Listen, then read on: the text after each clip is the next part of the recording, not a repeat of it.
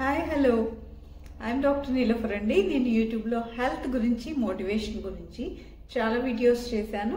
ఇంతకుముందు మీరు నా వీడియోస్ చూడకపోతే వెంటనే చూడండి అండ్ లైక్ చేసి ఖచ్చితంగా సబ్స్క్రైబ్ చేసుకోండి. మనకి ఈ ఛానలే కాకుండా doctor Niloufer health and life style blogs అనే వేరే ఛానల్ కూడా ఉంది. దాంట్లో కూడా హెల్త్కి సంబంధించినవి, డయాబెటిక్స్కి సంబంధించినవి చాలా వీడియోస్ ఉన్నాయి. ఆ వీడియోస్ కూడా మీరు చూడగలరు. మరి ఇవాళ మన టాపిక్ అయితే డయాబెటీస్ ఉన్నవాళ్ళు ఎలాంటి డ్రింక్స్ తీసుకోకూడదు అనే దాని గురించి. మరి మన టాపిక్లోకి వెళ్ళిపోదాం. జనరల్గా డయాబెటీస్ ఉన్నవాళ్ళు ఆహార పదార్థాలు తినేవి ఇవి తినొచ్చు అవి తినొచ్చు అనేదే కాకుండా ద్రవ పదార్థాలు కూడా కొన్ని తినకూడని ఉంటాయి.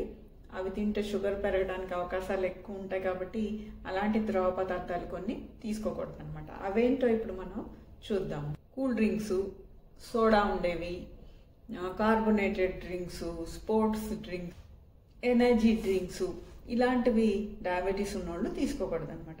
దానివల్ల ఏంటంటే వాళ్ళకి షుగర్ పెరిగే అవకాశం ఎక్కువగా ఉంటుంది. అంతేకాకుండా డయాబెటీస్ ఉన్నవాళ్ళు ఈ జావలు తీసుకోకూడదు అనమాట. అంటే రాగి జావా, జొన్న జావా, బార్లీ ఇలాంటివి మంచిది షుగర్ ఉన్న వాళ్ళకి అని చెప్పి తీసుకుంటూ ఉంటారు కదా, లేకపోతే చలువ చేస్తుందని అలా తీసుకుంటూ ఉంటారు. అలాగ వాళ్ళు జావలు తీసుకున్నప్పుడు ఏంటంటే దాంట్లో ఉండేది పిండి పదార్థం.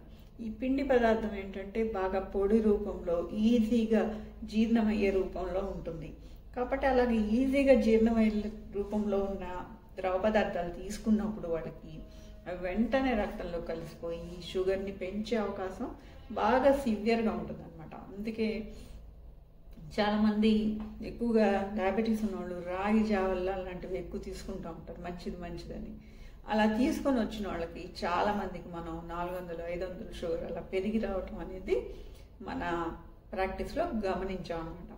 కాబట్టి ఇలాంటి పిండి పదార్థాలకు సంబంధించిన ద్రవ పదార్థాలు డయాబెటీస్ ఉన్నవాళ్ళు తీసుకోకుండా ఉంటే చాలా మంచిది అనమాట. షుగర్ పెరగదు తీసుకోకుండా ఉంటే.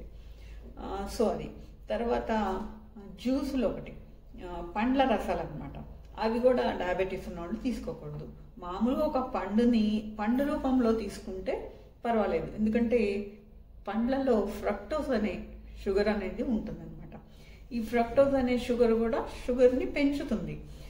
మరి ఒక పండు తీసుకున్నప్పుడు దాంట్లో ఉండే ఫైబర్ అంటే పీచు పదార్థం, తర్వాత దాంట్లో ఉండే ఫ్రక్టోజు, ఈ రెండు ఒక పండుకు సంబంధించిందే అందుతుంది కదా. అలాగే మనం జ్యూస్ అనేటప్పటికి 2-3 పండ్లతో తీస్తాం. అప్పుడేమవుతుంది, ఫ్రక్టోజ్ అనేది త్రిబుల్ అవుతుంది అనమాట. అంతేకాకుండా ఈ ఫైబర్ అనేది ఉండదు జ్యూస్లో. కాబట్టి ఈ రెండిటి వల్ల విపరీతంగా రక్తంలో షుగర్ అనేది పెరుగుతుంది. అంటే కొంతమంది ఏమంటారంటే మేము తీసుకుంటున్నది ఉట్టి జ్యూసే కదా, దాంట్లో ఏం పంచదార కలపట్లేదు కదా, ఓన్లీ జ్యూస్ తాగుతున్నాం అండి, పంచదార కలపట్లేదండి అంటారనమాట. అంటే పంచదార కలపకపోయినా దాంట్లో పండు అనే దాంట్లో పంచదార అనేది ఉంటుంది, అంటే గ్లూకోజ్ రూపంలో కాకుండా ఫ్రక్టోజ్ రూపంలో ఉంటుందన్నమాట. కాబట్టి ఏదైనా షుగరే, దానివల్ల కూడా షుగర్ పెరుగుతుంది అనమాట. అంటే అన్నీ లెక్కనమాట.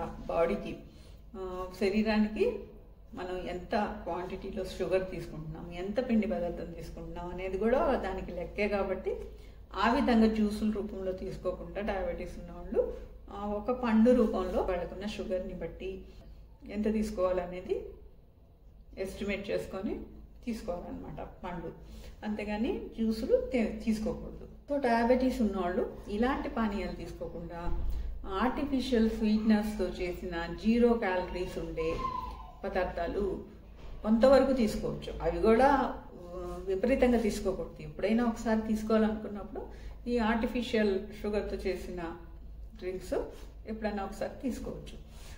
మరి ఇవి కాకుండా మరి ఏం తీసుకోవచ్చు వాళ్ళు, ఏం ద్రవ పదార్థాలు తీసుకోవచ్చు అంటే ఈ టమాటా రసం తీసుకోవచ్చు వాళ్ళు. అంటే టమాటా జ్యూస్ లాగా చేసి అది తీసుకోవచ్చు. దాంట్లో ఎక్కువగా ఈ షుగర్ అనేది ఉండదు. అది కాకుండా మజ్జిగ తీసుకోవచ్చు, మంచినీళ్ళు ఎంతైనా తీసుకోవచ్చు. సో ఇదండి డయాబెటీస్ ఉన్నవాళ్ళు ఏ డ్రింక్స్ తీసుకోకూడదు అనే దాని గురించి. మరి మీకు ఈ టాపిక్ నచ్చితే వెంటనే లైక్ చేసి షేర్ చేయండి. ఏమైనా డౌట్స్ ఉంటే కామెంట్ రూపంలో తెలియజేయండి. అండ్ సబ్స్క్రైబ్ చేసుకొని నోటిఫికేషన్ ఆన్ చేసుకుంటే ఇలాంటి మరిన్ని మంచి వీడియోస్ మీరు చూడగలుగుతారు. And thank you for watching. మరొక వీడియోలో మళ్ళీ కలుద్దాం.